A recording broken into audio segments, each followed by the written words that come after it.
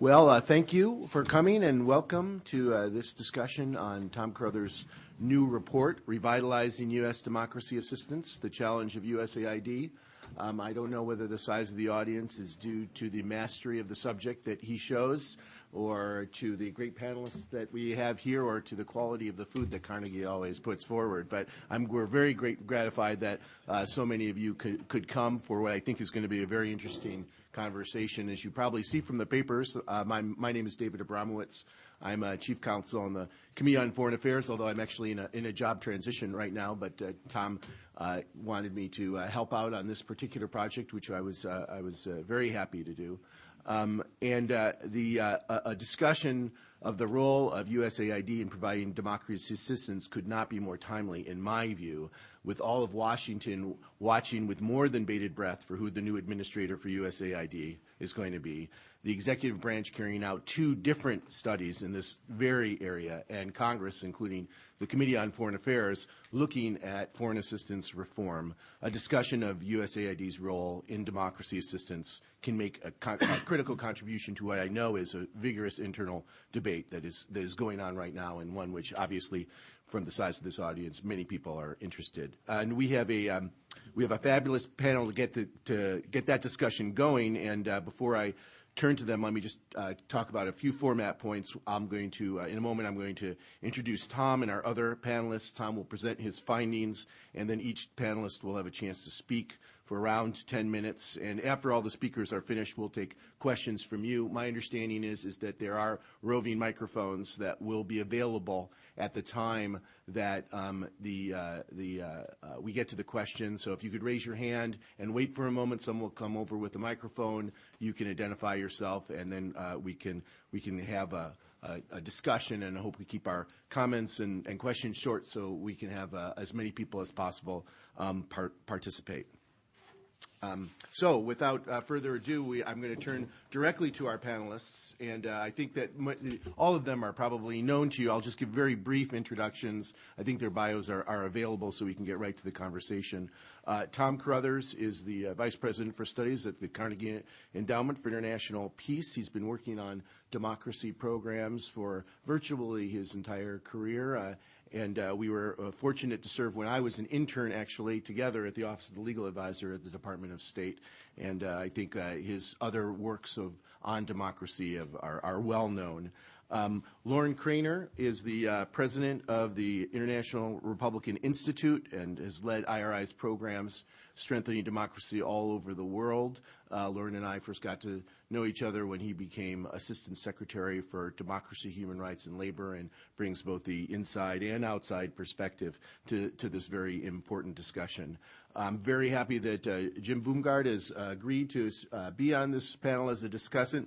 He's a president of CEO, I should say, of DAI, an employee-owned international development firm. But much more than that, he's been working in the development field for many years, and I think it brings a great perspective to how USAID's processes are viewed by others other than the sort of normal Washington development community. And then finally, but certainly not least, we're very happy to have Dorothy Taft, who is serving as the Director of the Office of Democracy and Governance in USAID. Jim Michael had agreed to come and address us and be part of the discussion, but unfortunately, as acting administrator this week, he was called to some place down on 1600 Pennsylvania Avenue, so we had to give him a pass.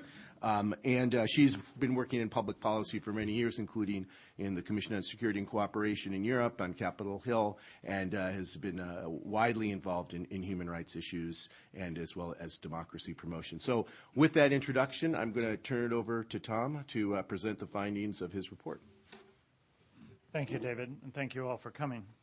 U.S. democracy promotion policy is at a delicate stage. There was a strong expectation after the election of Barack Obama as president just about a year ago, next week, that there would be a reformulation this year of this policy domain. Yet there was also great uncertainty about what the reformulation might consist of. And I think most people in Washington thought that there were two main possibilities.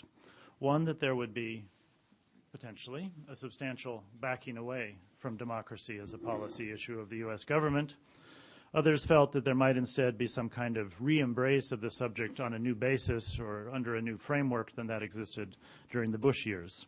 So far, it's a fairly uncertain picture. I think some people do feel that they're seeing some backing away, and they're unhappy about it.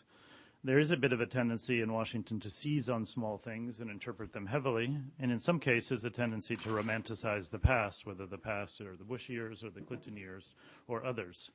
I would argue that there's still much to be determined. Clearly, President Obama and his team are cautious about this subject, but I believe for the most part it's still a policy domain in the making. This is because it's a domain that's made up of many parts and pieces, not all in one gesture or in one step. And also because the appointment process in our country has become so slow when a new administration comes in that it simply takes a while to get the people in place. The new Assistant Secretary of State for Democracy and Human Rights was only sworn in 10 days ago, for example. And of course, at USAID, there are many empty rooms. So there's much ahead to argue over and fight about and work on, and much of that attention will be directed to the high-level issues that surround democracy, like when the president goes to another country and meets with a foreign president, to what extent does he raise democracy and human rights issues? Or how does the United States government react to a troubled election in Afghanistan or future elections that will certainly be troubled in other places? Those are important and worth giving attention to. But I believe we should also pay attention to what's often the quieter side of democracy support, which is democracy assistance. As people in this room know well, democracy assistance goes on day to day in something like 100 countries around the world, U.S. democracy assistance. In most of those places, it's rarely very visible from Washington. It goes on rather quietly, but I think it represents a crucial part of the overall U.S. democracy support strategy and practice in the world. Moreover, because it's often not very visible, it tends not to be subject to close examination of whether it's really functioning very well. As far as I'm aware, there have been very few, if any, major efforts over the last 10 years, at least, possibly longer, to examine how well the different institutions that participate in U.S. democracy assistance are doing their job. When democracy aid does get discussed, what tends to get discussed is, first, turf, which institutions are crowding out others and who's on top. Second, budgets, how much money is being spent on this and who's getting what money and why.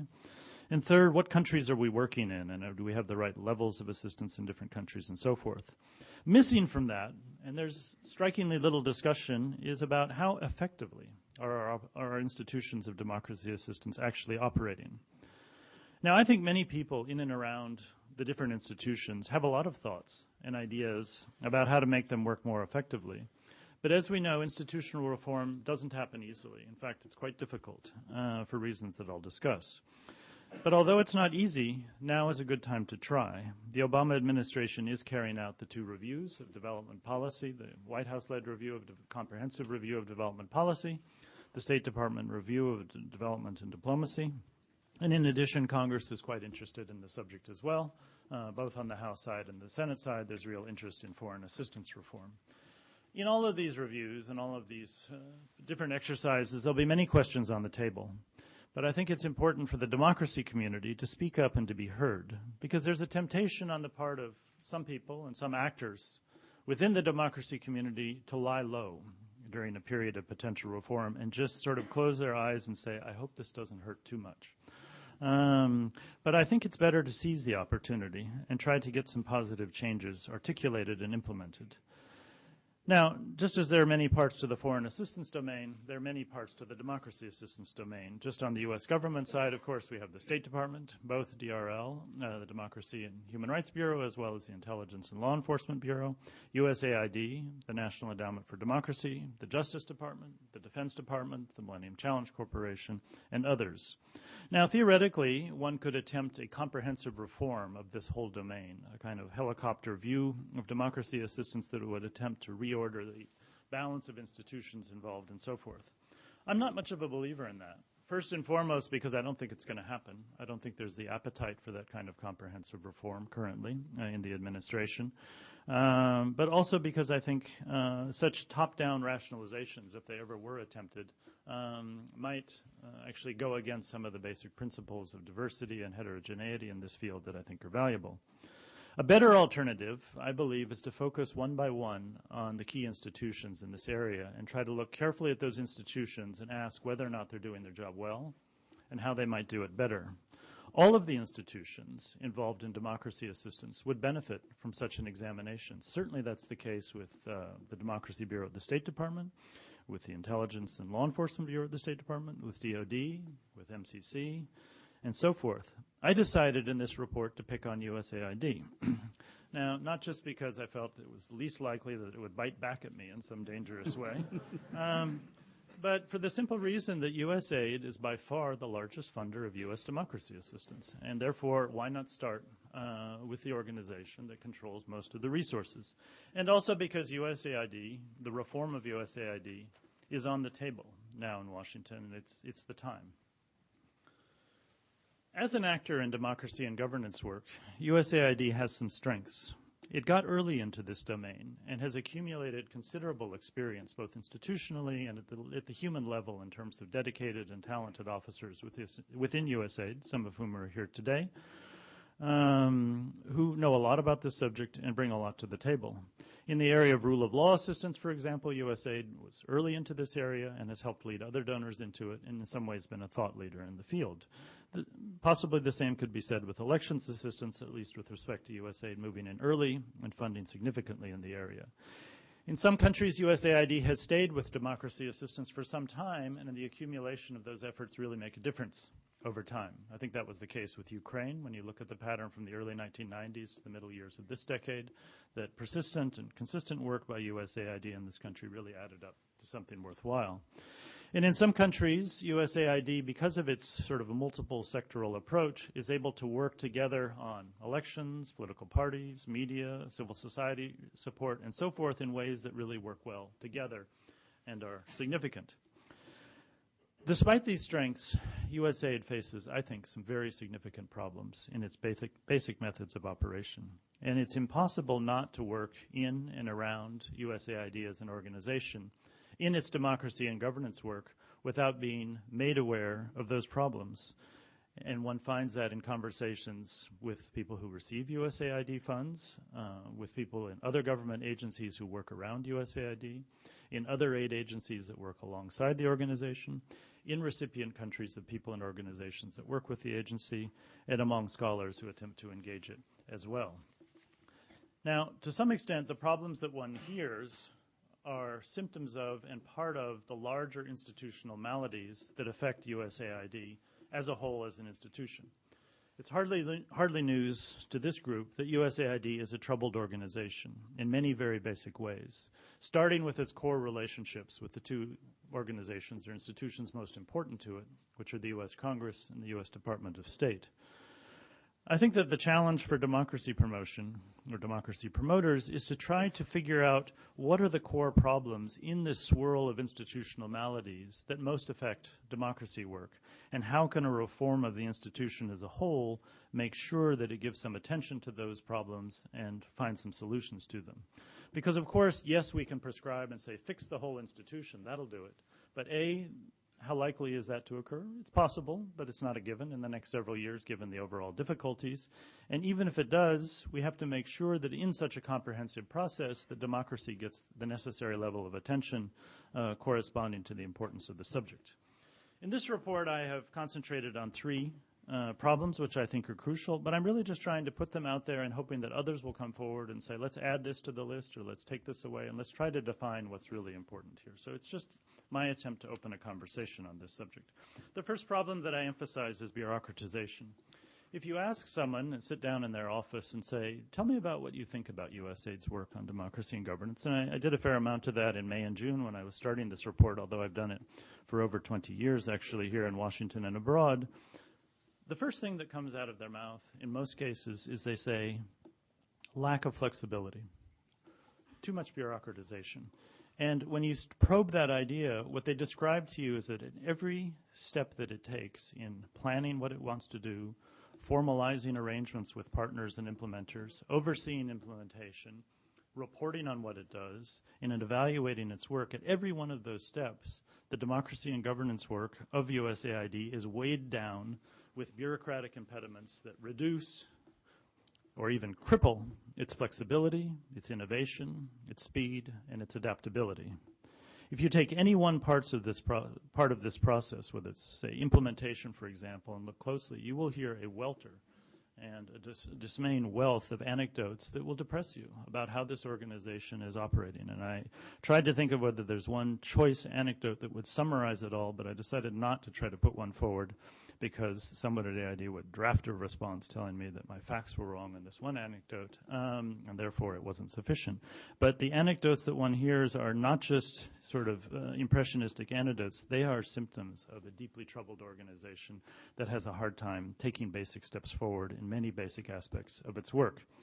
And if you don't believe this, take a look at a request for proposals that USAID issues for democracy and governance work and read the 90-page single-space document and ask yourself, is this the way that an organization can proceed flexibly, nimbly, in an organic and authentic fashion to work with complex political processes in another society?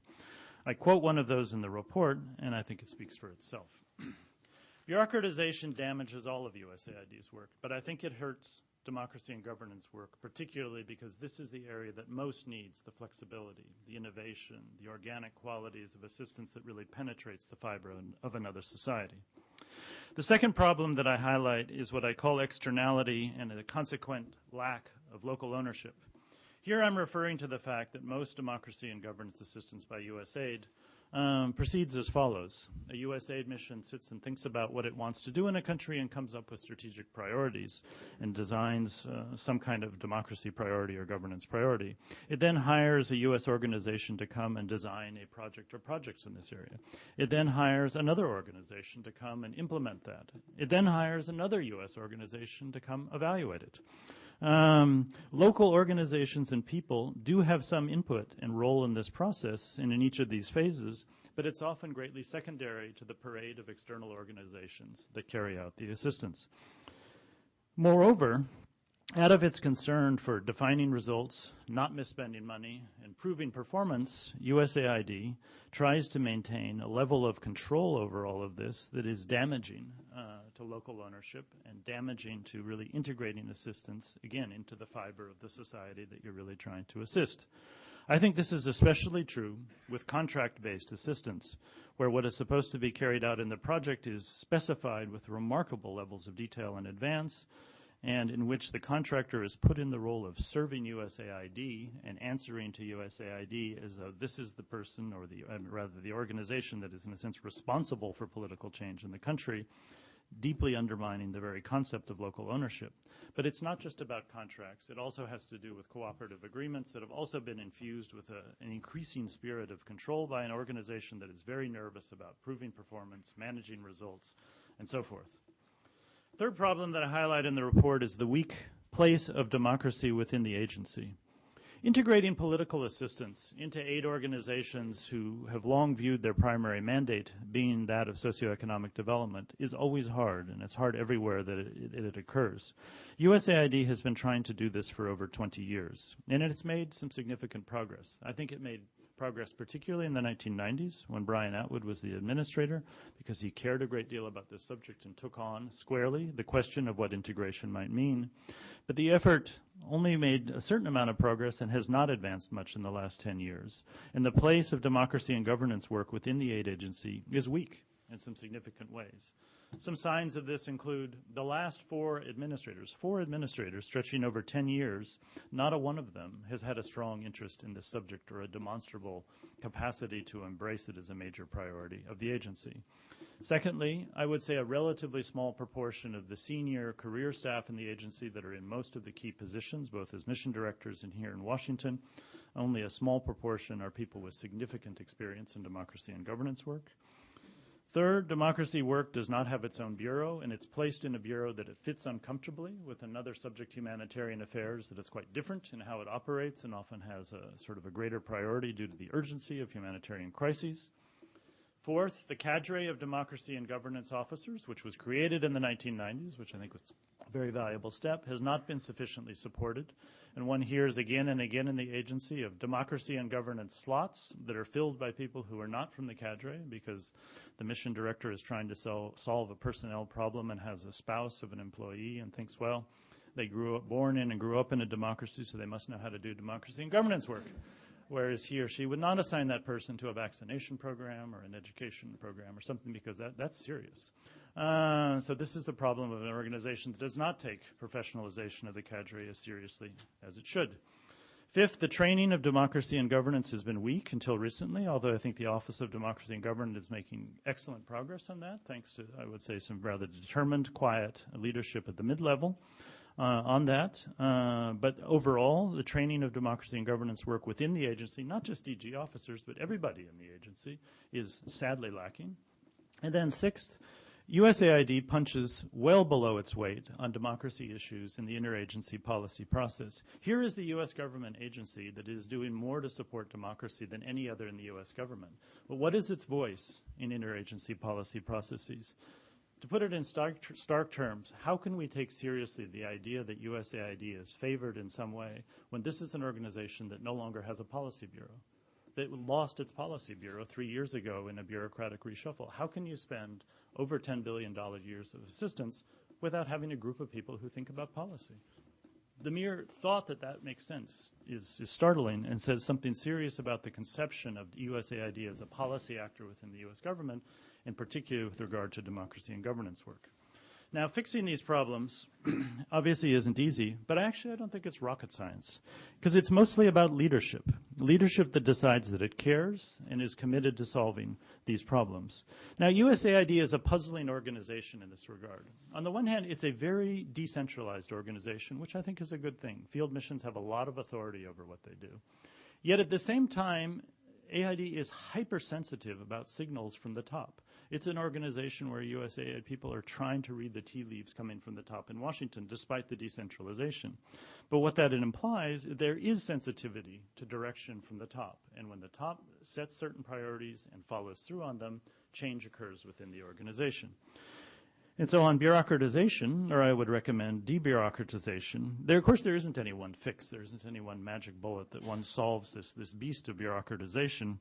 What it requires is examining from start to finish, from day one to the last day of the whole assistance process at every step of the way, what are the impediments, the barnacles on the boat that have weighed down this process, and how does one remove them, either with a machete or a blowtorch or whatever it takes.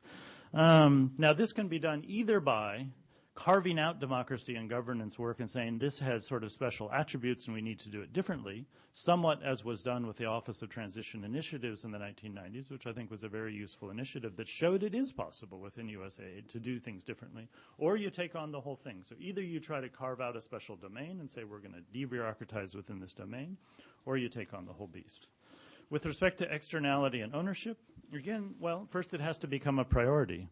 And what this, I don't think it can mean in part trying to find ways to give money in flexible, sort of small-scale ways to local people and organizations, but I think it actually has more to do with how you work with the U.S. implementing partners, because I think these implementing partners have a lot to bring to the table. I don't think the problem of externality is necessarily that it's U.S. organizations that are often in the driver's seat in the programs in terms of overseeing them and implementing them, because they do bring a wealth of resources and expertise, such as the institutions represented at the table here. But what it does mean is structuring assistance that allows such organizations to work in flexible, interactive partnerships that have real meaning in the country, partnerships that actually build sustainable capacity with locals, that are not two-year contracts where you go in and go out and then post your results in quantitative indicators and say that you're finished in the country. It means changing the nature both of the contracting process and the cooperative agreements to create incentives for organizations that actually deliver in terms of building local capacity and showing that they know something about the local scene and are working in a genuine and integrative way with it.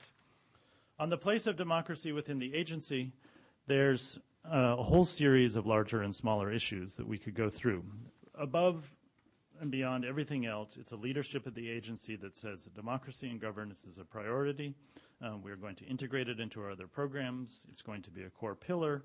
And it would probably start with some kind of review of what USAID has done and plans to do, but then would carry itself forward institutionally in terms of potentially changing the place of democracy in the Bureau of Democracy, Conflict, and Humanitarian Affairs, and either giving democracy its own bureau or a better bureaucratic home, strengthening the cadre in ways that we could talk about, ensuring, cementing, and increasing the budget of the Office of Democracy and Governance. Just pause for a minute and think that this is an agency spending over $1 billion a year on democracy. What is the budget of the office in USAID that does the thinking, the reviews, and the evaluation of that work? It's 1% of that amount, $12 million a year. Now, if you are an acting organization that's also trying to be a thinking organization, and you are spending 1% of your program budget on thinking, review, technical capacity, advice within the agency, something's wrong. A $12 million budget for a $1 billion program is out of synchronization. So you need to take seriously the idea of building up that office and what that might consist of. And I think part of that would be committing to much more extensive training initiatives that are really integrated within the bureaucracy throughout both democracy and non-democracy portfolios. I could go on, but I think the message is clear. Leadership on these issues isn't hard to conceptualize, but it's hard to carry out. Why is that? First, this isn't glamorous. A new administrator will come into USAID, presumably, within the next whenever, and that administrator will want to defend his or her budget. They'll want to engage in turf wars with hostile agencies around it. He or she will want to define a distinctive set of priorities that he or she will be known for. What's less likely is that person will think internal institutional reform is how I'll really make my mark, because he or she will probably be thinking they'll be there for 2 or 3 years, they'll leave again, and institutional reform doesn't occur with such a mindset. So the first thing is we have to put on the table that it's how we're spending our money much more than what we're spending that's really crucial. Secondly, this kind of leadership is hard because, of course, it means taking on a lot of vested interests. There are many vested interests both in Congress as well as in partner organizations and in the countries themselves and so forth. Third, it means working well with Congress and the State Department, which, as we know, is extremely difficult for USAID. But it means an administrator who is deeply committed to both those relationships and spends an inordinate amount of time in cultivating them in new ways. It also means for Congress and the State Department that they have to think differently about USAID reform. The impulse in both Congress and the State Department is they say USAID is a troubled organization. We have to tighten our hands around its neck even more and squeeze this organization until it performs. That's not institutional reform. That's the same mentality that has led USAID down the road of bureaucratization and lack of local ownership, because it creates a mindset in which USAID is paralyzed with fear that it's going to misspend its money in some way. And what we have to do is have a change of spirit here in the State Department, in Congress, and realize that USAID reform means USAID empowerment. It means giving the organization greater flexibility, greater sense of responsibility, and greater freedom, not tightening the hand of requirements around USAID in terms of reporting and indicators and so forth. Now, in the report, I have a chapter that scared some people called a more radical option, which is only radical in a Washington sense of the word, where I sort of modestly there are certainly more radical options, but in which I modestly said that maybe it could be, some might want to consider moving some part of USAID's democracy and governance work out of the agency somewhere else. And I said that those who talk about this sometimes talk about splitting off the political side of the work, elections, parties, human rights work, media work, and putting it somewhere else on the argument that it's too political for a bilateral aid agency that mostly works with foreign governments and doesn't fit a bilateral aid agency which is inevitably bureaucratic. And so I at least put forward the argument and said some would argue that it could either be moved into the heart of the foreign policy establishment of the State Department or out to the National Endowment for Democracy. I don't actually advocate this in the report. I just try to put it on the table as something worth talking about, and perhaps we can come back to that in the questions and answers. Let me just conclude. This is an important moment for democracy assistance and foreign aid reform generally. We have a new administration that is genuinely trying to grapple with the question of what democracy policy should mean and consist of. We have an administration committed to a comprehensive review of development policy. We have important members of Congress who are interested in reform of assistance.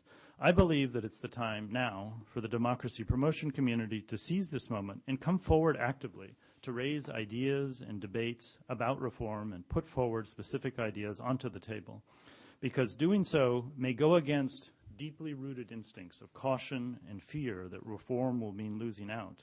Yet such an attitude becomes a self-fulfilling prophecy in a context like this. To close on just a slightly higher note, I would say that this is a community, the democracy promotion community, that is constantly going to other countries and working with people in those countries and telling them to believe in the possibility of positive change in institutions, to believe that civil society input into institutional reform can make a difference. It's time we take a deep breath and apply that principle to ourselves. Thank you.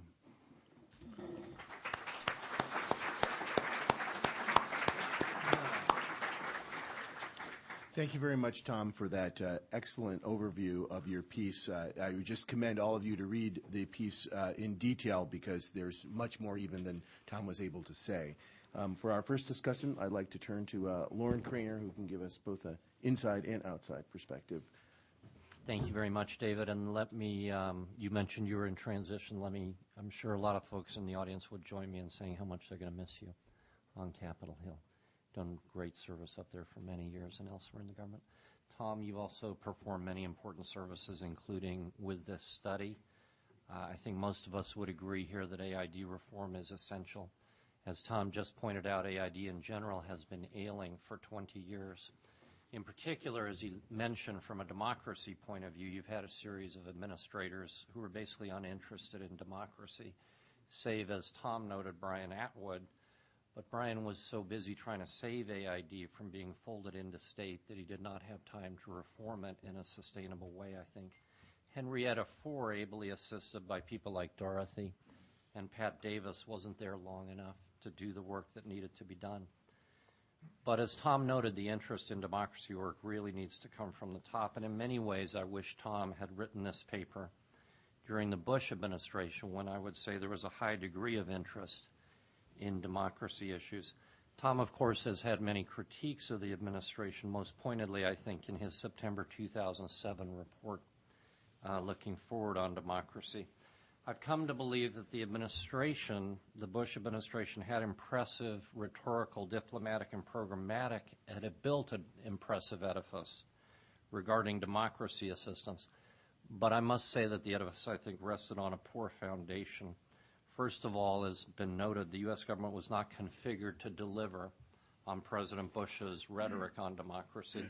In particular, despite improvements at DRL and MCC, practices at AID were not improved, and in some cases, work on democracy was downgraded. I asked Rich Armitage a couple of months ago, why didn't we fix AID in the first term? And he said we were kind of busy in the first term, but that does not excuse what was done or not done in the second term. Of course, in terms of the foundation, more injurious in many ways were the detainee policy, Guantanamo, et cetera, which I think really hurt the foundation that this building that many of us were trying to put up was built upon.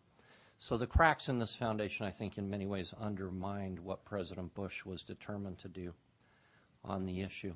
By contrast, in the first year of this administration, we've seen a greatly improved foundation, I think, when you look at detainee policy, when you look at issues like Guantanamo. Unfortunately, it's far from clear that any democracy policy, any edifice will be erected upon this foundation. In fact, in some ways, I would cast things a little tougher than Tom. I would say in some ways the building is being deconstructed. When you look at the idea of democracy assistance, the sparsest of rhetorical support for it, and even sometimes contradictory statements about it. And programmatic cuts, as we've been reading, from Iran to Egypt to Venezuela to Bolivia to Cuba. So I was struck in reading Tom's paper that we may have the opposite problem from the Bush administration. In the absence of a democracy policy and given cuts in funding, it's not clear that rearranging AID's delivery mechanisms would really matter. Those of us who are engaged in this work, however, have to be optimists, and I tell my staff, and I will assume, that the Obama administration will come to embrace a bipartisan tradition on democracy and human rights that's existed for the last 5 administrations.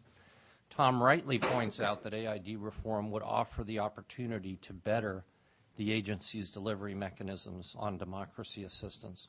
And he, as you just heard, masterfully catalogs and documents the causes and consequences of AID's ailments, none of which come as a shock to anyone who's dealt with AID these past 20 years. And he detailed, as I said, the problems that have been faced, unproductive relationships with the Congress and State Department, a half-century-old legislative mandate, which I know David has been working hard to try and change, outsourcing, et cetera, leading to bureaucratization, externality, and programming, and a weak place for democracy at AID. He offers, as you just heard, two alternatives to remedy the situation. The first assumes that all democracy work should remain at AID, and I think he offers very thoughtful solutions to solving the problems that he noted. Tom's radical solution would move most democracy work outside AID to my own bureau, DRL, and to NED. Neither of these solutions are without pitfalls, and there has for some time been a range of opinion within the democracy community on this choice. I think it's fair to say that most, starting with Jennifer Windsor, who ran the Office of Democracy at AID, do not wish to see democracy promotion removed from AID's purview and have long favored many of the improvements suggested by Tom. As some of you know, I have in the past moved more towards the radical solution suggested by Tom, removing democracy work from AID. Presently, however, with democracy building less fashionable than it once was generally, and particularly with its fate in this administration unclear, I've come to believe that localizing it to a small bureau within state and an NGO would make it easier to ignore. Tending, therefore, towards the first option Tom presents, I think one can add to it by looking at the experience of two organizations I think that he mentioned in the report. The first is OTI, which, as he points, Brian Atwood set up, which has shown that within AID there can be quick, fast-acting mechanisms that produce important results.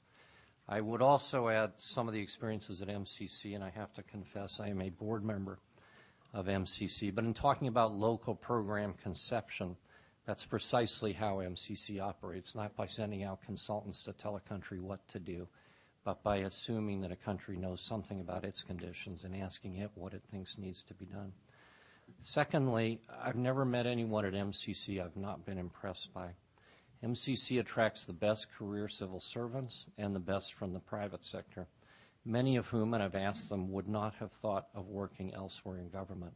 And when we're talking about empowering AID, it's worth thinking about the personnel system there. While I don't always agree with Tom, and as he knows, I always listen to him, he's got a lot of important things to say. I hope the administration will also be listening and be interested. Thank you. Thank you very much, Lauren. And now for a different implementation perspective, we turn to Jim Boomgarde, please.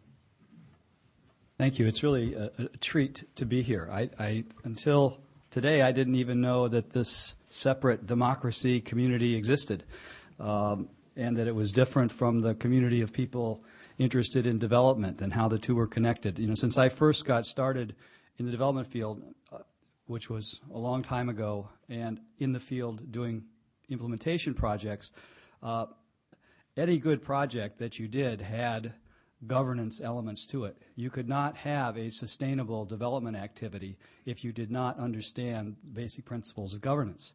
And so I always thought there was a much stronger interconnectedness between the world of democracy and governance and the world of economic development than apparently it is felt that there is. And that's been sort of one of the interesting perspectives here, is that I guess we're part of this democracy community.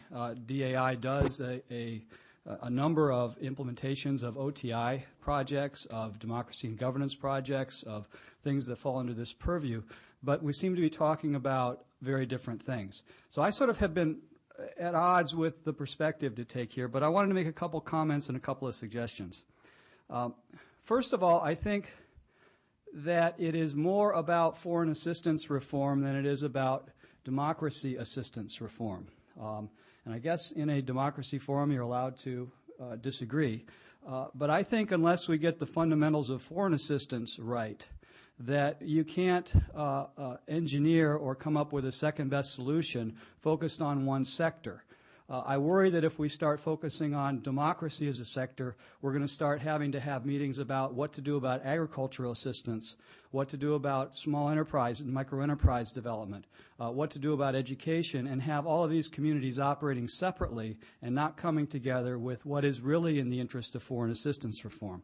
So I think that's an interesting point of view, and I'm not sure what the right answer is, but I caution that one wouldn't want the democracy community to be set up and seen just as a special interest for a particular technical area in this bigger debate that's going to go on over a longer period of time in foreign assistance reform. The second point I'd like to make is that I really have problems, and I'm speaking as an economist. I actually got my studying the history of political economy and the history of economic thought and the philosophy of science. And so I get caught up in terminology and vocabulary. And then I went on and became an economist, and so I got caught up in measurement and metrics. And now that I run a company, I get caught up in strategy and metrics and management. And I find that in this entire reform debate, the things that are missing are the key grounding points of clarity on vocabulary, clarity on standards, clarity on metrics.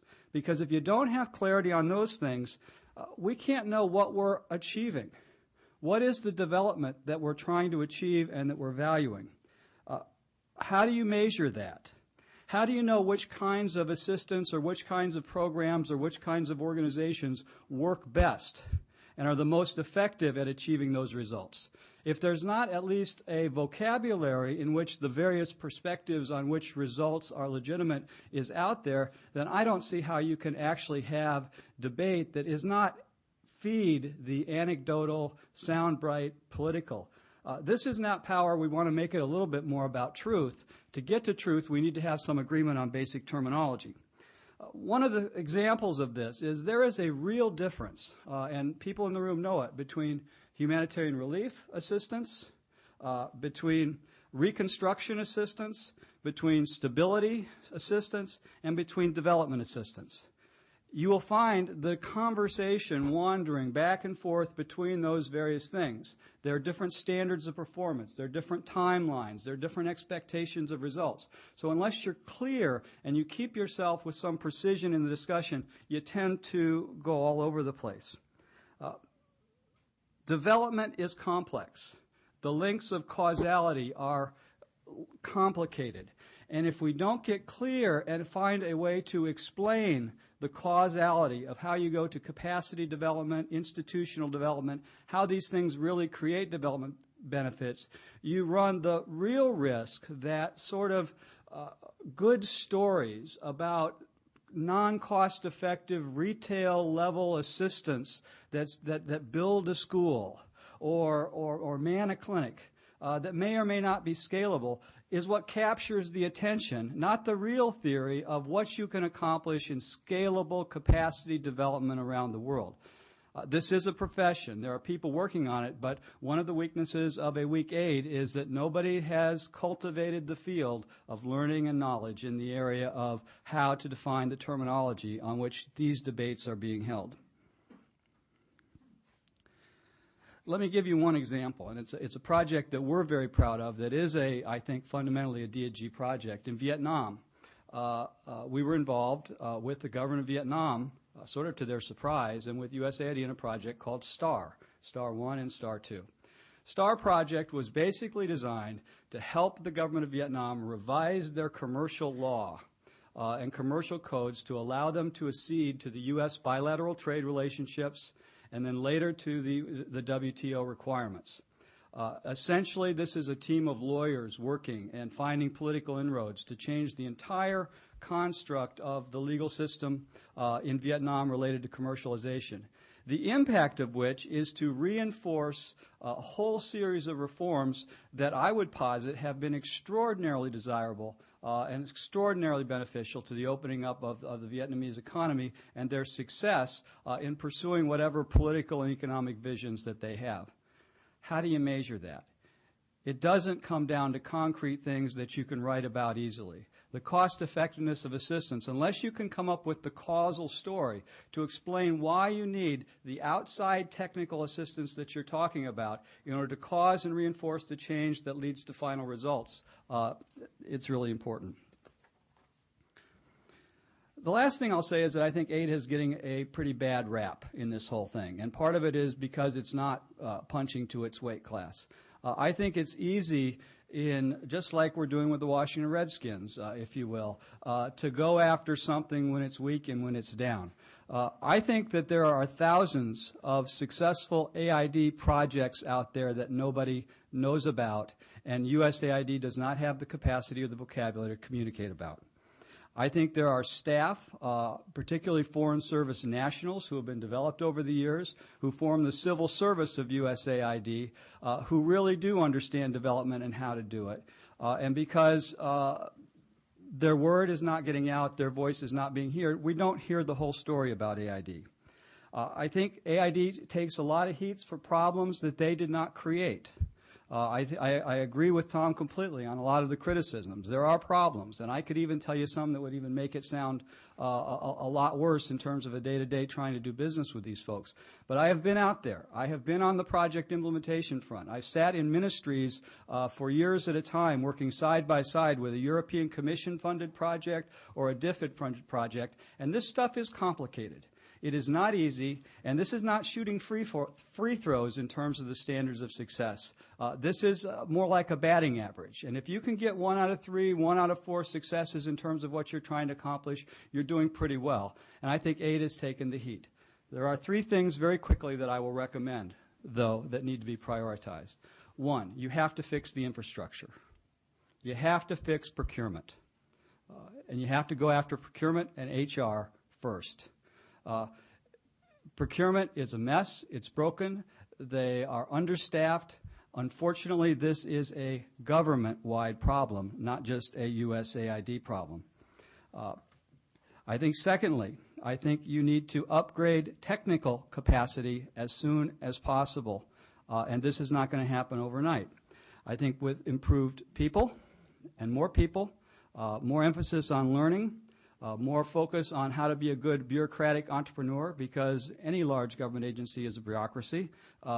You have to teach those skills as well. Learning. Integration. I did not like the radical idea because I think that we all learn, those of us who are interested in development, by working together and integrating our ideas better. And I think we need to promote and pay for integration, R&D, and some of the foundational investments that we know are happening but that are going to take some time. And my last point is I think AID needs to be immediately designated as the lead development agency in the field and here. And that will solve a lot of problems in terms of the competition for resources and the competition of who's doing what and who's on top and who's doing what to whom. I think lack of clarity around those things has been a big problem. If you fix those 3 things, it is not going to be a perfect organization, but it will be a lot better and have the resources and the initiative to be able to continue to get better. Thank you very much. Thank you very much, Jim, and thanks for the very targeted suggestions. And now we'll hear from our colleagues in the administration. Dorothy, please. Thank you, David. I do bring regrets from Ambassador Jim Michael. He is a senior-level counselor in our agency this week, he is acting administrator, and he is someone in senior leadership who does understand democracy and governance. So he was particularly disappointed that he could not be here at the beginning of this conversation that is ensuing.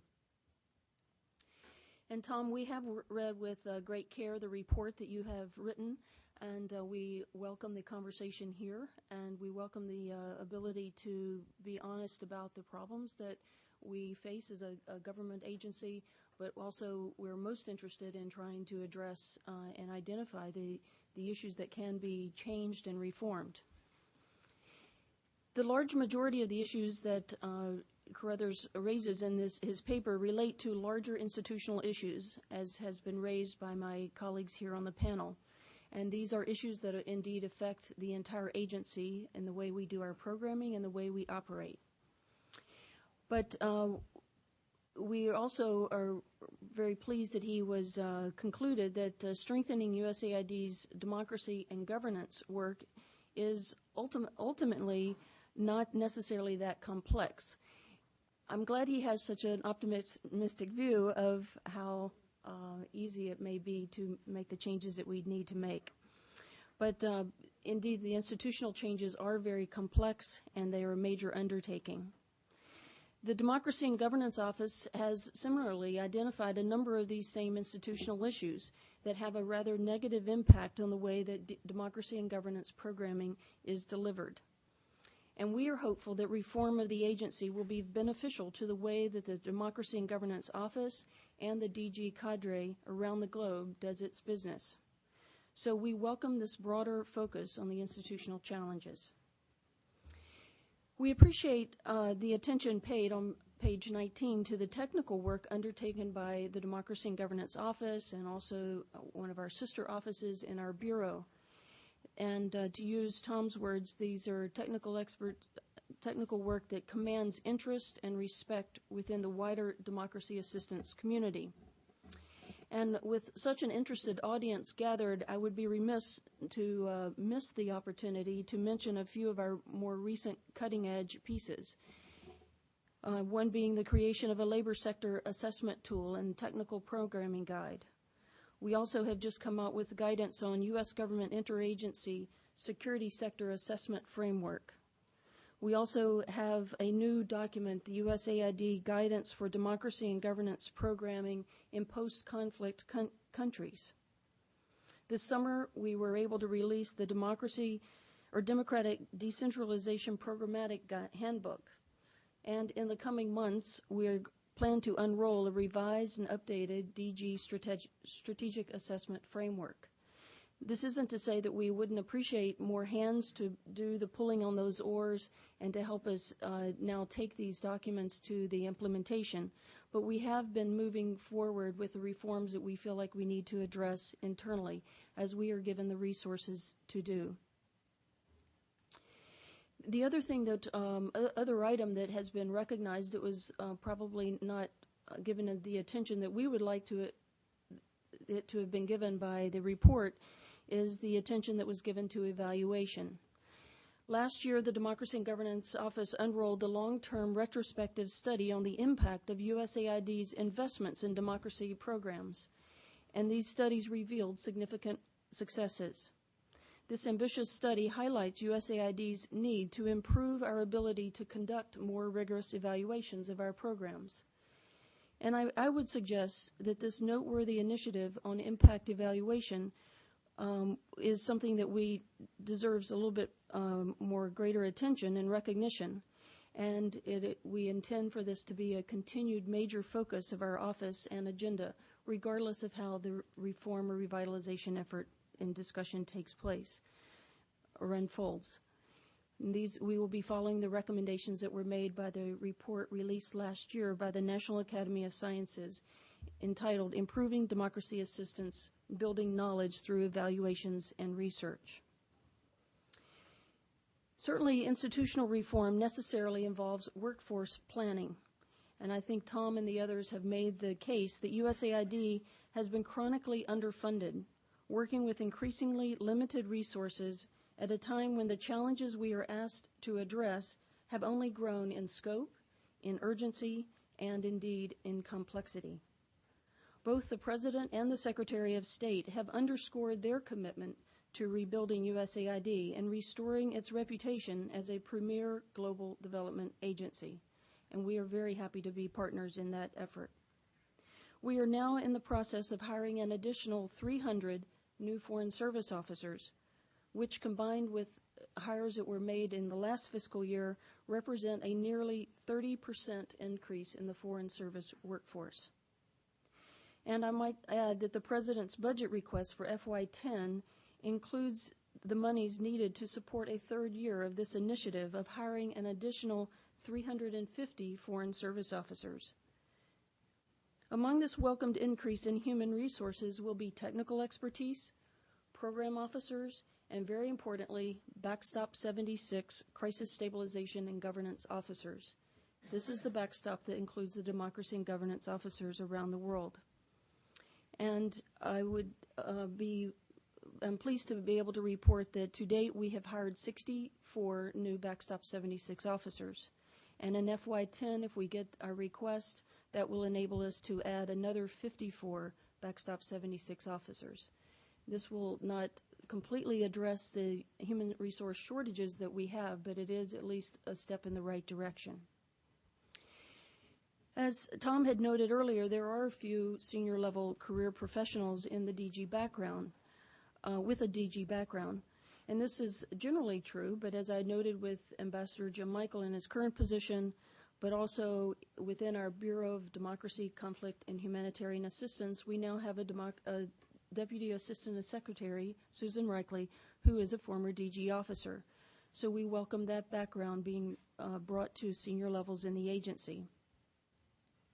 And the other issue that was raised on page 30 with respect to the DG positions around the world being filled by contractors, we are certainly hopeful that these new Foreign Service officers that we are bringing on board at the junior level and the mid-level career level will help mitigate this resource imbalance. Another encouraging development, which wasn't given much attention in the report today, and Tom did slip it in there with respect to some very persistent efforts at the mid-level, is to bring into action and finalize the competencies that have been developed for the Backstop 76 Foreign Service officers. We are very excited about the establishment of these these competencies for our backstop. It is an agency-wide effort, and we're among the first of the backstops to have these competencies developed. And that effort will also not only help us do our training for the Backstop 76 officers, but it has also informed the training of our Foreign Service nationals. In fact, there's training going on this week that is involving all these, the integration of these competencies in our training, as well as a crisis response corps. There will be about 25 of those officers will be democracy and governance officers with that focus. And these competencies have also helped inform the training for other initiatives within the interagency. But we all know, and as the report outlines, rebuilding USAID will require more than just people and resources. We indeed need to change the way we do business to better meet the challenges and the opportunities of the 21st century. The agency has received the message clearly that we are moving toward a new business model whereby U.S. direct hires, rather than contract staff, will be undertaking more and more of the development work directly. I do want to highlight the quadrennial diplomacy and development review that is underway, that perhaps that will be a tool to rebuild and revitalize USAID. And I certainly hope that the report that's released today will help inform that ongoing conversation. It is an exercise that is in full swing as we speak. Every week there are meetings going on, and some really important discussions and decisions will be made in the coming months.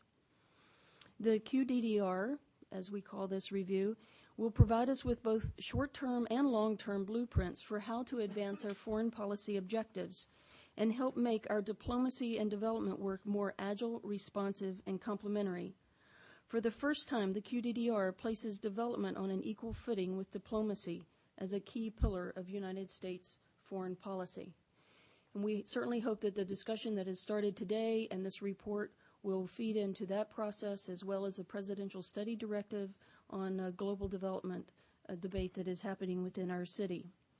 Certainly the President's perspective has been made clear in his speech before the Guyana Parliament in July. He said, "History offers a clear verdict. Governments that respect the will of their own people, that govern by consent and not coercion, are more prosperous. They are more stable and more successful than governments that do not."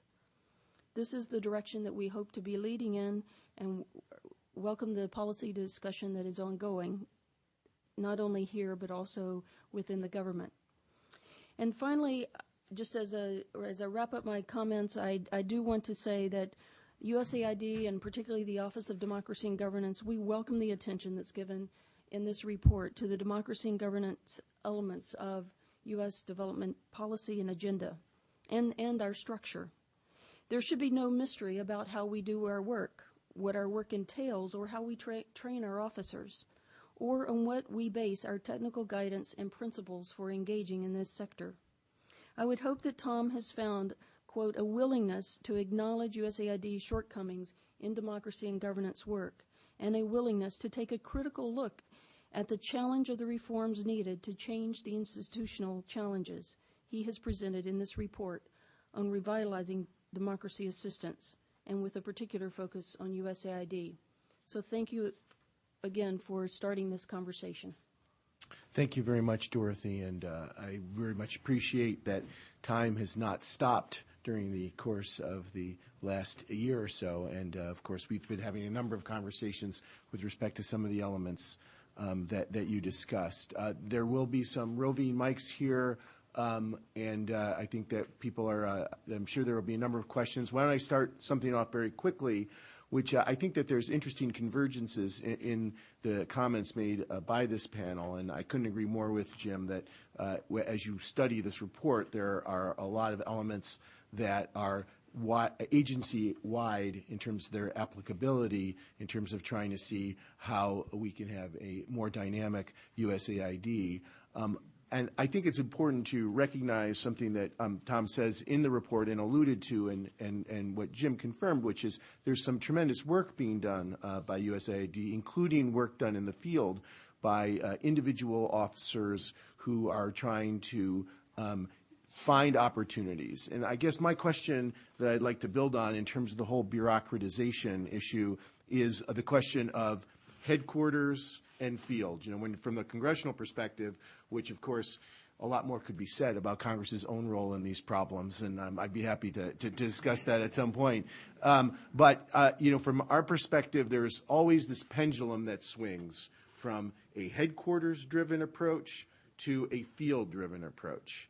And one of the things that we're looking at is trying to figure out how to find the right place in that pendulum and stick a nail in it and watch it quiver for a while and see if we can actually have a productive synergy between the two. And I guess my question is in that context, in a discussion paper that we put out from the Foreign Affairs Committee, we talked about the need to have some central funding of various programs, including democracy programs in USAID. So just as DRL, the Democracy, Human Rights, and Labor Bureau, has funds that they can use to try to promote their programs, perhaps wherever the DG office ends up, there should be some funding there that they can then use to perhaps attract local missions to some sort of activities. And I was wondering whether there could be a little bit of a comment, maybe from two of you, on sort of the field versus headquarters and how we can have a greater synergy between the two of them. Lauren? Let me go first because Dorothy's still in. Harold Coe, who was my predecessor, is now the legal advisor, started something called the Human Rights and Democracy Fund at DRL. And I remember I was in State Department under Baker. I remember watching DRL. And I watched it through the 90s, obviously, now being at that point engaged in this industry, business. And DRL always has a tough time within the State Department. Any functional bureau has a difficult time within the State Department. Some have a less difficult time than others. INL has a $1 billion budget. They joke that they have their own Air Force. They get listened to within... Several, actually. Yeah.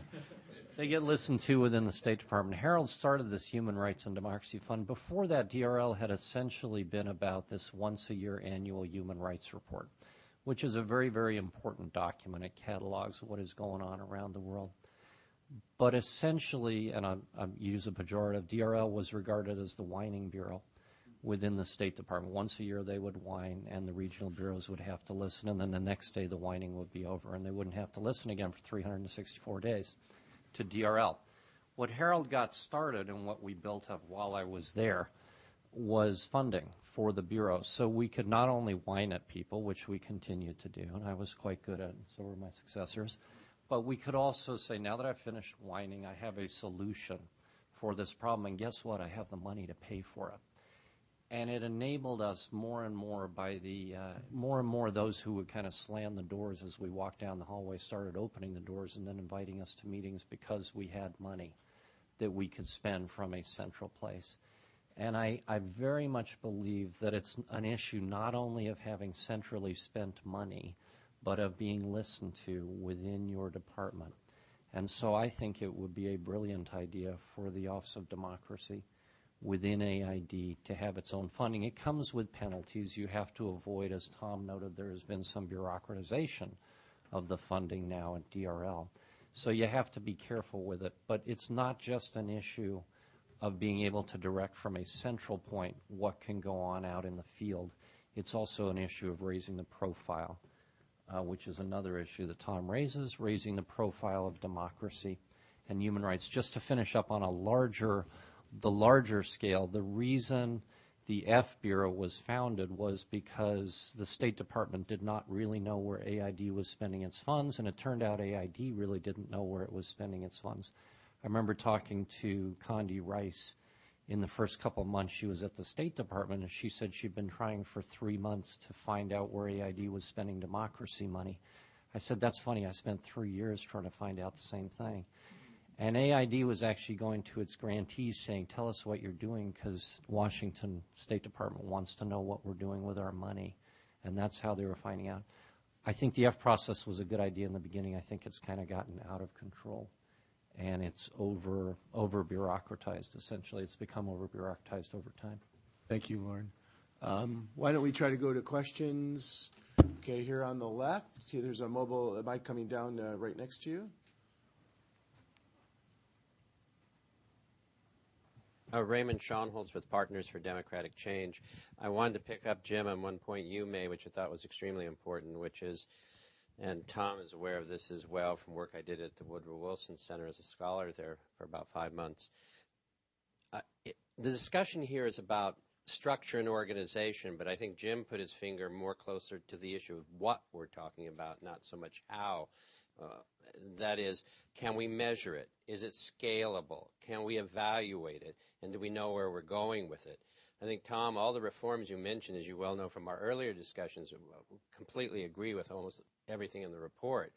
But on page 35, I think you get really to the heart of what I think is one of the major problems, and that is the way we're actually doing the work.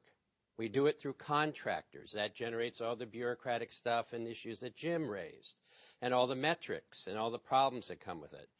If we really put the money closer to where Lauren was talking about, and I think one of the brilliant things about DRL in the early days when Lauren ran it, is that you could take programmatic money and you could keep it for not as long as one would like, and I think Lauren would agree with that he would like to have money for a longer period of time. But it was to make an investment, which I think is Jim's heart, I thought of Jim's point of the success in Vietnam. That is, if you look at where work has really been successful, generally it's been with a local organization supported by technical assistance, generally by a U.S. organization, not necessarily by a large beltway. It could be a mission-driven NGO on a specific issue. We have many of them around town that stay with that organization long enough for it to sustain its particular mission and program. The problem with USAID, it's one-off projects. And one of the things that I think DRL avoided was, in fact, saying, these are one-off projects. We only want to do this for a certain period of time. We're not saying it's huge reform. We want the best and the brightest over 18, 20 months. But that's not the same as development. That was a project-driven activity. And I think the point that Jim is raising in Vietnam, and the Vietnam example is, if you can build a base in the country of organizations that will carry USAID and U.S. foreign policy development mission into the country, it has to be owned. And it has to be furthered by people who are incentivized to do that in country. So if you're training Vietnamese lawyers, they have an interest in getting a code up that will give them money and opportunity to work and trade and all those other things. I think that's the heart of the problem of aid. It's all the things you mentioned, Tom, and on page 35, I think you show up. The drivers of this really ought to be mission-driven local NGOs supported by American NGOs or others around the world who are given the technical assistance to become sustainable. I think if that were more of the mission in the legislation and the direction and value of USAID, many of the things that we want to reform we could do, and it would have the coherence that I think Jim suggested. Thank you very much for that comment. Here on my right side, please. There's a mic coming to you. I'm Xin Chang, a visiting scholar at SAIS, Johns Hopkins University. My question is to all the panelists, if I may. How do you evaluate the role played by think tanks, for example, the Carnegie Endowment for International Peace, in the process of U.S. democracy promotion overseas, specifically in the development of rule of law and the democracy in China? Thank you. Anyone want to take on the China issue? Yeah, I think it's very important, specifically with China, but let me address it more generally. Those of us who are doing the work in the field, and Judy Van Rest, who's in the audience, and I talk about this all the time, she's IRI's vice president, we don't really sit down and write what we're finding out. We do analyze it within, and we've taken at IRI a major effort on evaluation within IRI. But in terms of analysis, in terms of historical perspective, in terms of context, the work of folks like Tom, Larry Diamond, Mike McFall, some of the other newer generation that are coming into this field, I think is very, very important as we look forward in our work. Right here up front, please.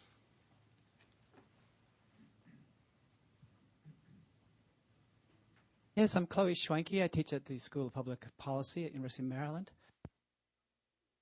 Question about the it and what the machine is that drives international relief and development, and in this case democracy, but not what really this is the means and ends discussion. Really, we're all talking about the means, but not very much about the ends. What is it that's important about democracy promotion? And we all sort of have an assumption that it's important. But I don't hear that dialogue happening very much, and I think it's a really important dialogue to be happening.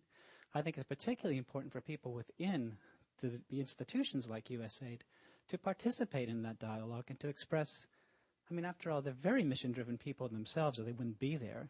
They must have very strong feelings and experiences that they could share. It's a huge resource.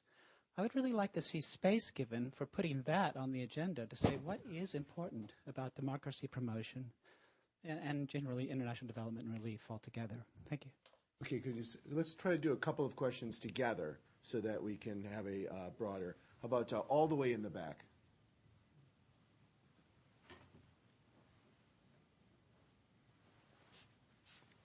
Steve Landy, Manchester Trade, and a question from the trade policy community. We very much support what you're doing, and it makes a lot more sense than the current problem we're facing in Madagascar.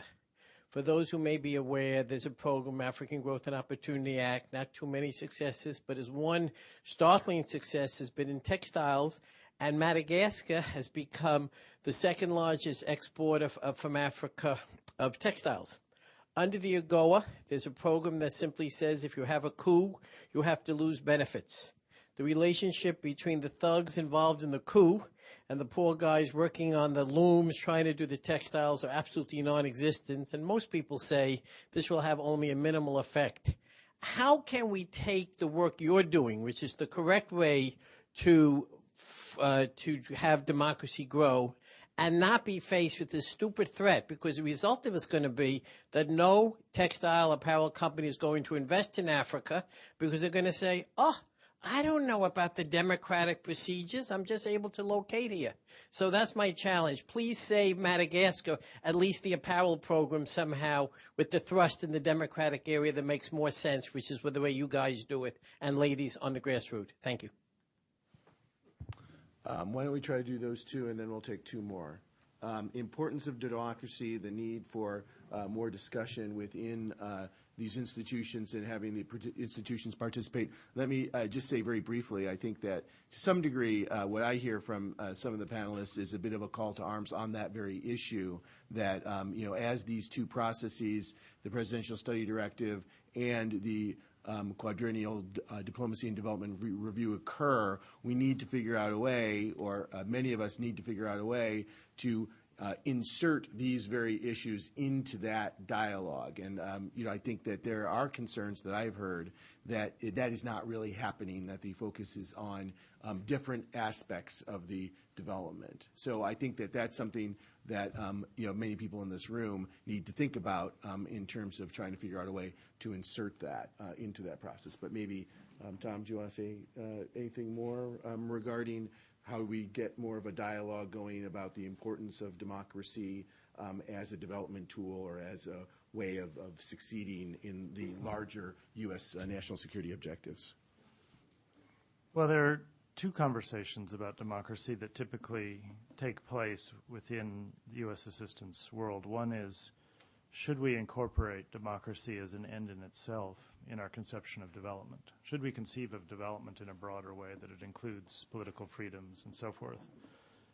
Another conversation, which is actually sometimes a bit separate, is can we establish or demonstrate that improving democracy in a country helps contribute to socioeconomic development? And these two discussions sometimes get mixed up, but they're actually somewhat distinct. I think they're both important, and I think they both have a place. I think there's a tendency to lapse from the first into the second because a lot of developmentalists are actually not that comfortable with the first and really want to push to say, how can you show me that if I invest in democracy and governance, it's going to have a return on my socioeconomic development? And I think I feel a bit of that this year in Washington with the emphasis of the development review has been on to what extent can, if we pay attention to democracy, can we show that it's contributing to our development objectives very definitely? And I think some of the damage that was done in this decade was to the first of the two questions, in that many people around the world heard a message coming from the United States very much about freedom, but they associated it with things they didn't like, whether a president they didn't happen to like or certain U.S. policies that they didn't like. And it did stir up quite a bit of discussion in the world about the first issue, so that when you go speak abroad, whether it's in the Arab world or in Russia or in China, there's a lot of debate about should we even consider freedom and democracy as part of our conception of development. We'd like to do it without it. Then there's the second discussion of we have a way of doing this without democracy.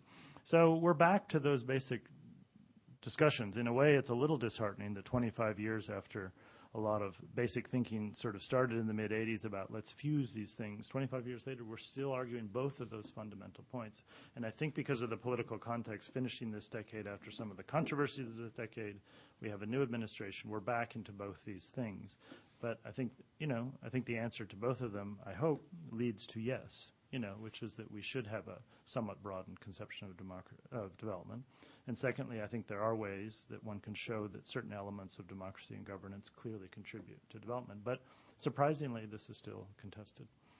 With the respect to the coup statutes and coup language, let me just briefly say it's a very big issue in Congress. I think that the notion of trying to promote civilian control of the military and not having the military intervene in the political dynamics of the country is a critical issue to many. Some would argue that it interferes with some of the basic processes. On the democracy front, of course, you always have a notwithstanding any other provision of law, as we say in the legal field, that allows the democracy programs to carry on. In an issue like AGOA or sort of our broader developmental aspects, I know this does cause questions in the community about whether this is the smart way to do it. I think the judgment that's being expressed from Congress is that the damage that is done to the overall trajectory of a particular country is such that we need to try to have every kind of disincentive to the military to take these steps. I know that is not a very satisfactory answer to many,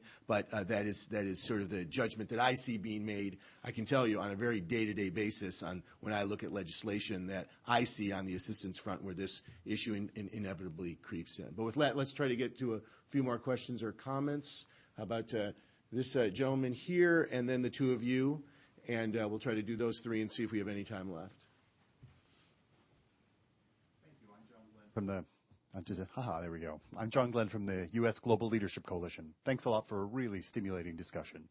I guess I'd like to perhaps take David up on his offer to hear more about, and Tom, I'd be interested in your thoughts about the efforts on the Hill, about rewriting the Foreign Assistance Act. What kinds of issues are at play here, and what kind of impact you see that having potentially on the changing views of development and on USAID? Okay, how about up here, please? Thank you. My name is Jessica Berlin from the American Security Project.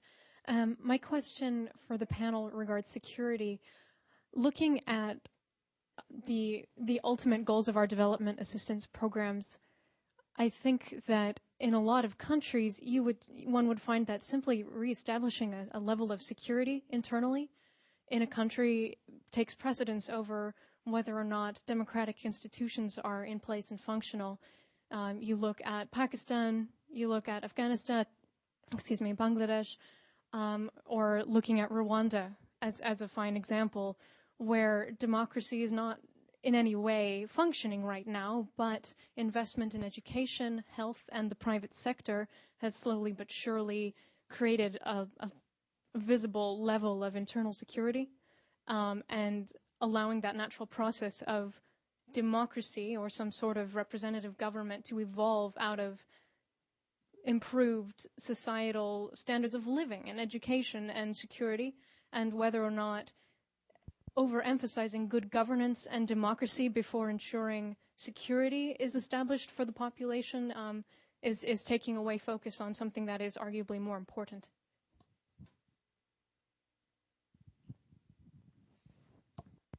Thank you. My name is Angana Shah, and I'm a rule of law consultant at the World Bank at the moment.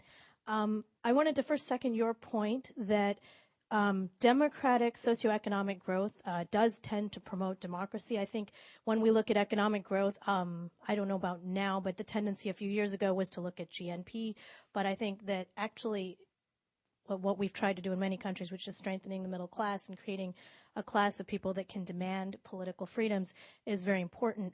My other point was to support what Tom was saying was this democracy dialogue and is it important?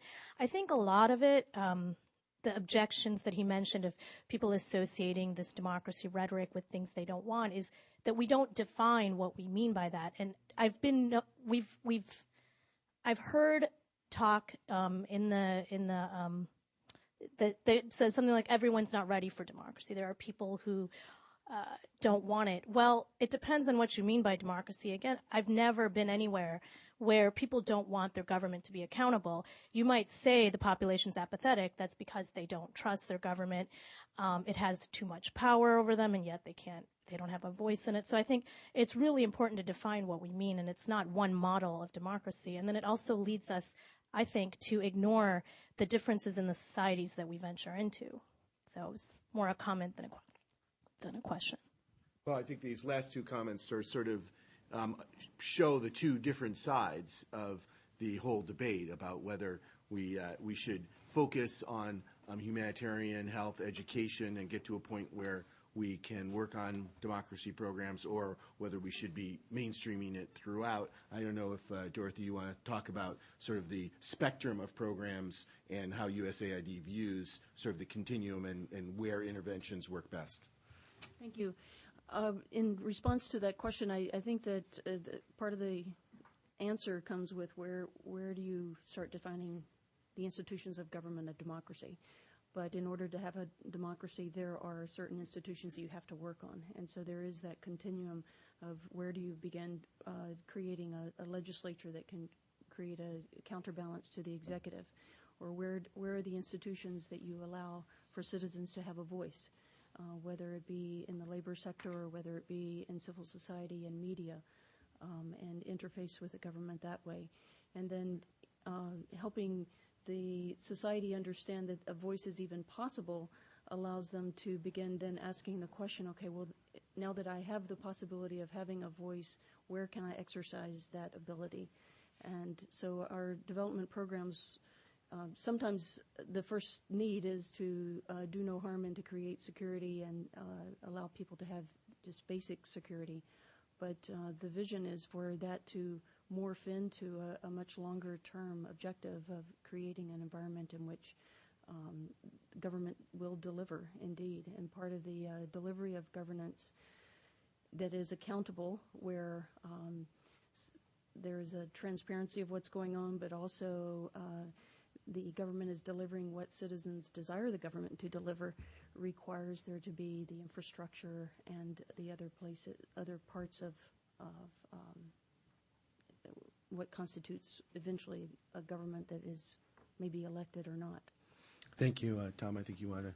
Briefly on that, I mean, I understand the temptation to feel that you have a country which is struggling with basic order, like Afghanistan or Iraq after 2003, and to say, gee, it certainly would be naive to rush in and try to invent some imagined democratic process that's going to create, Westminster democracy in this country in 5 years.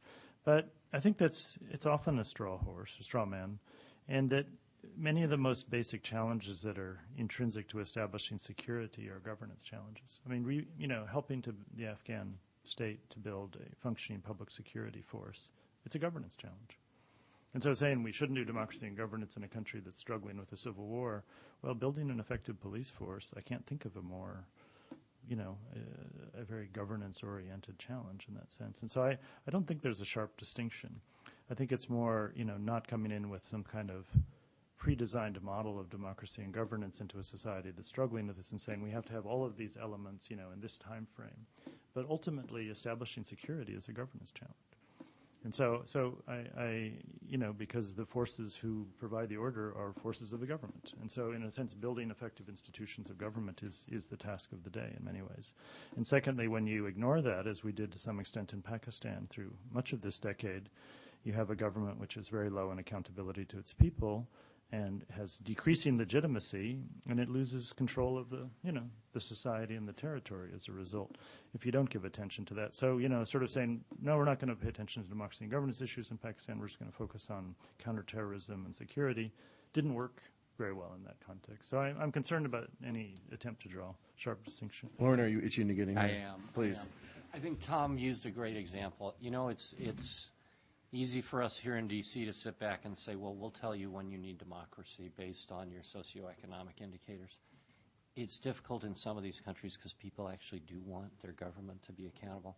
So sometimes it's not always up to us to deign to tell people when they're ready for democracy. I can think of a number of extremely poor countries, Mongolia, in Asia, Mali, and that on the, quote, socioeconomic scale, you might have looked at and said, they're not ready for democracy. The people clearly were. And I don't think it's up to us to determine. And Pakistan in this decade was a great example where all through the Bush administration, people were saying, they're not ready for democracy. And the people finally rose up and said, no, we are ready for democracy. And it kind of caught some of those who think this way, that we ought to look for certain socioeconomic indicators by surprise. And that's not necessarily a good thing. And in part, what had then happened was that all the years that have been wasted not helping their democratic institutions, some of that is now coming home to roost. Well, let me just make one point on the question of the prospects for foreign assistance reform. Obviously, as you know, Chairman Berman has announced that he really wants to proceed forward with foreign assistance reform. We've had many conversations with the administration about how to proceed on this, and I think that our current view is that the administration has these two reviews. We are trying to inform their views on these two reviews, both in the context of consultations that they are making with us in an informal matter, plus some of the papers that we've put out, which there will be more coming, to try to spur more thinking and to try to crack some myths or some taboos on the discussion. And I think that depending on the timeline of when these reviews come out will really affect whether we're going to proceed forward this Congress or whether we're going to try to wait to the second part of the first term. So I think that it's very much a work in progress, and there's a lot of internal work going on in the committee, getting ready and reshaping ideas as the administration's own view evolves. To be totally frank, I think it's very difficult for us to move forward with that project when we don't have a USAID administrator. Without someone in there to be pushing forward on a number of the issues that are of great importance to us, we're concerned that we won't really reach the right outcome.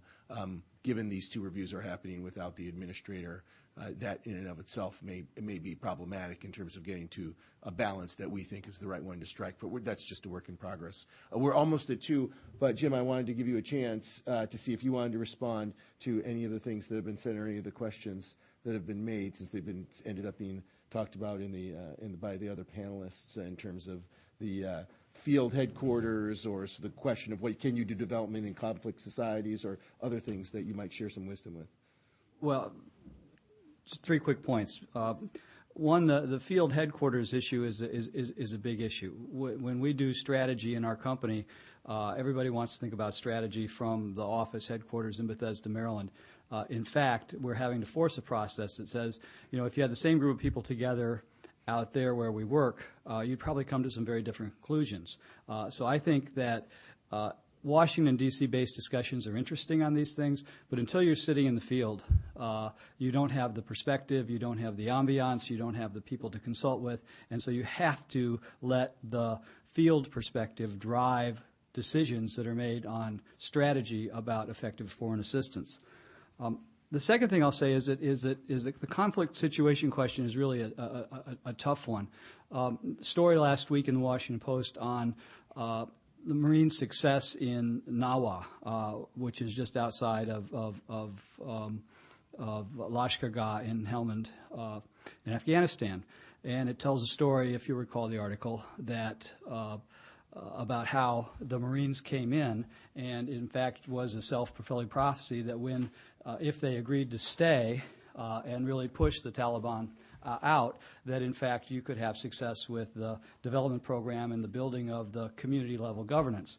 We happen to be helping aid with a project called LGCD, which is the local community development and local governance and community development program, where we essentially come in, work with the military as they come into an area. And in fact, while the author from the Washington Post of the article, the reporter, talked about a couple of development professionals sort of in the back of the truck, it was really the development activity that was working to empower what was an existing and emergent local set of local government players that allowed them, in fact, to be ready with more than a dozen ongoing projects to be started up immediately to give credibility to the citizenry there that the government could in fact deliver if it was provided that secure environment. Now, this is a new example. It's a very interesting example. I don't know who's going to tell the whole story. I had an opportunity to be with the Deputy Secretary of State yesterday evening. He knew the story. The press has never picked up the whole story. AID doesn't seem to want to tell the story or the capacity to tell the story. I have to decide whether I want to talk to the press and have our folks in Afghanistan tell the whole story. But it's an interesting case of how working together with the military, the security issue then informs on a sort of valley-by-valley basis. And then because it seems like these facts are sort of important in making some of the decisions about how we go forward in Afghanistan. I appreciate the opportunity to add those comments in, and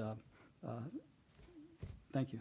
Well, thanks very much, Jim. And we've gone a little bit over time, but I'm very glad that you had an opportunity to tell that story, at least to this audience, and to have finish off this conversation. I just want to give my profound thanks to Tom for his work in our discussants, who I think really had created a very vigorous conversation. It was a great learning opportunity for me, and I hope for all of you. I want to congratulate Tom and Carnegie for making yet another vital contribution to U.S. efforts to promote democracy, and I want to thank all of you for coming.